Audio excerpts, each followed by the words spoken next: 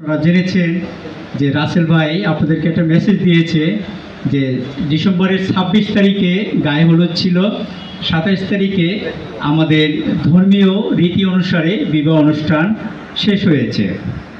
এখন যেহেতু অরুণদা এবং হেনরি তাদের পরিবার এই চিটাগংয়েই তাদের কিন্তু বসবাস, তারা দীর্ঘদিন যাবৎ এই চিটাঙে বসবাস করতেছে এবং অরুণদার সাথে আপনাদের একটা সুন্দর সুসম্পর্ক, এবং অরুণদা আপনাদেরকে নিমন্ত্রণ দিয়েছিল বরিশালে যাওয়ার জন্য, কিন্তু অনেকের বিভিন্ন ব্যস্ততার কারণে সময় সুযোগ হয়ে ওঠে নাই, এই জন্য তারা যেতে পারে নাই।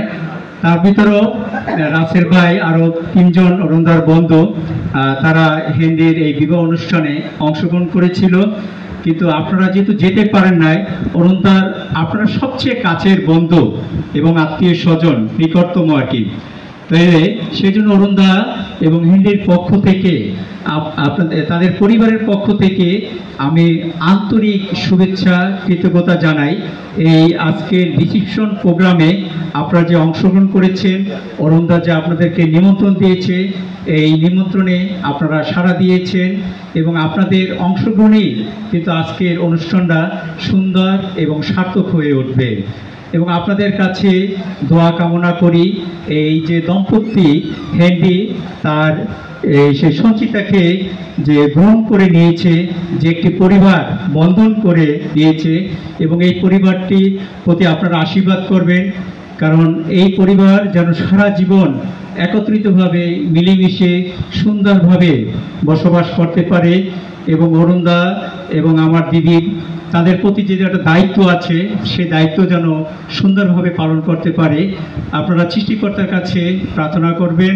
এবং আজকের যে অনুষ্ঠানের যে আয়োজন করা হয়েছে, যদিও বড় পরিসরে ওইরকম আয়োজন করা হয় নাই, যেহেতু বিবাহ অনুষ্ঠান অনেক বড় পরিসরে করা হয়েছিল, তো যতটুকু অরুণদা পেরেছে মানে সেই ক্ষুদ্রতম পরিসরে হলো সে চেষ্টা করেছে তার ভালোবাসাটাকে বহিঃপ্রকাশ করার জন্য, আপনাদের মাঝে বিনিময় করার জন্য। তাহলে আপনারা নিজেদের মতো করে, যেহেতু আপনারা অরুণদাকে ভালোবাসেন, সেহেতু সেইভাবেই আপনারা আনন্দ উপভোগ করবেন। আপনাদের কাছে আমার বিশেষ করে অনুরোধ রইল, আপনারা তাদের পরিবারের প্রতি দোয়া করবেন, যাতে এই ভালোবাসা আপনাদের যাতে সুন্দরভাবে সারা জীবনেই থাকতে পারে। সর্বোপরি আমি সবার মঙ্গল কামনা করছি। ধন্যবাদ সবাইকে।